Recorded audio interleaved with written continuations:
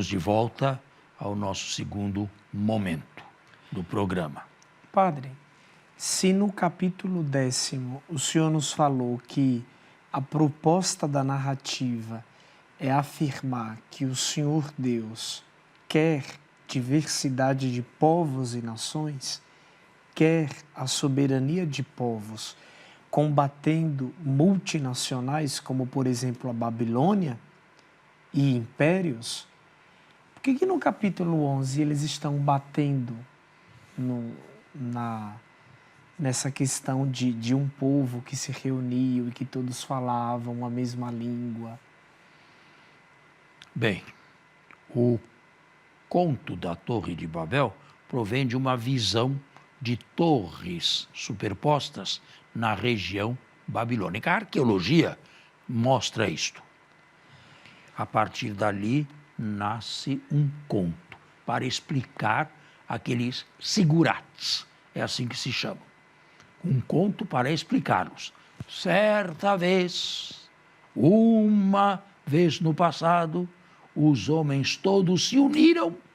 O texto é independente do resto.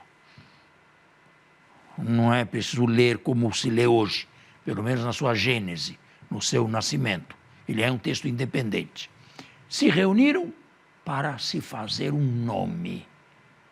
Isto é, uma cidade cuja torre se elevasse até o céu, para se celebrarem, fazer-lhes um próprio nome e, assim, possuírem uma herança, um monumento, antes de se esparramarem pela terra. Mas Deus viu que isto não era bom. Sempre de acordo com o conto, desceu dos céus, olhou aquela torre, olhou aquele orgulho, aquela vaidade e pôs um fim naquilo, multiplicando as línguas.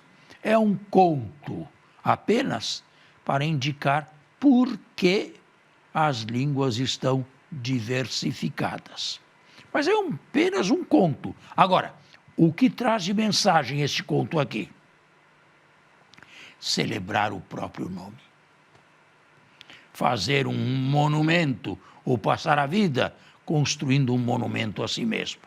Então, o problema não era a multiplicidade de línguas. Não. O problema eu falando é babilônico, você fenício, cada outro egípcio. Fazer de tudo para celebrizar o próprio nome.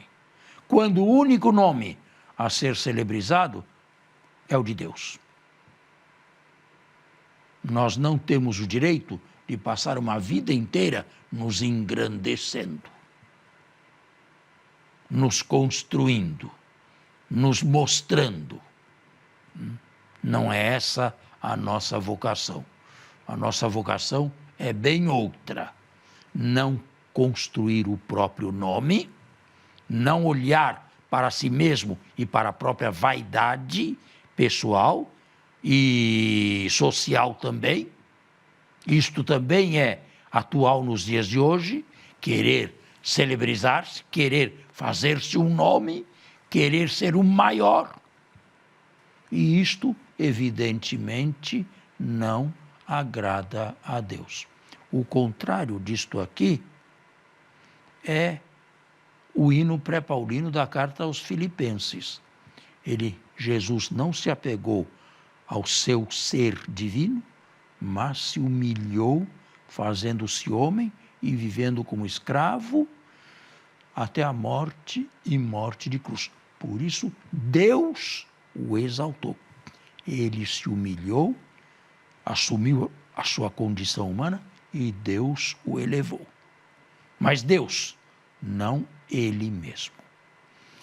A diversidade de línguas aqui deve ser entendida como uma maneira de desfazer a hegemonia humana orgulhosa. Nada disto. Quer dizer, nada mais do que isto. No conto, sempre no conto, Deus não é contrário às línguas, existentes. Deus não é contrário ao alemão, ao português, ao inglês, ao espanhol, ao francês e muitas outras, centenas de outras línguas. Deus não é contrário a tudo isso. Porém, não se juntar para se celebrizar a si próprios.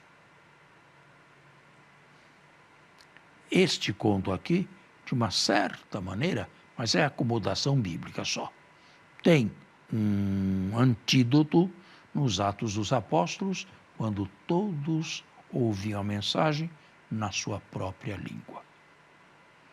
Não mais a diversidade, mas a linguagem. Isto aqui é real até os dias de hoje. Vá ao Japão.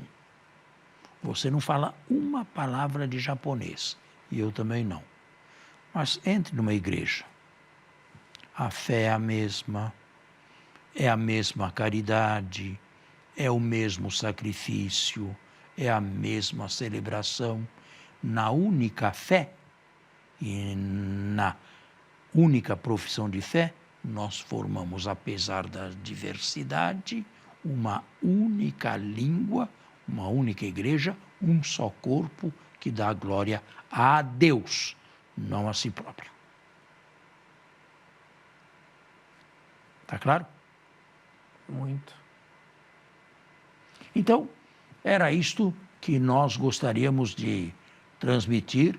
Agora sim, estamos terminando os 11 primeiros capítulos, que são o que recebem um tratamento à parte. Porque são, na verdade, nada mais que o chão necessário de onde surgiu um povozinho, que é o povo de Israel. Um povo dentre os outros povos todos, desta tábua de nações, querido por Deus e chamado por Deus a realizar um serviço para a humanidade. Esta é a vocação de Israel, sempre foi realizar um serviço em prol ou em favor da humanidade. Que fizeram? Entregando-nos o Salvador. Exatamente. Jesus Dele proviemos. é um judeu. E viveu como judeu e morreu como um judeu.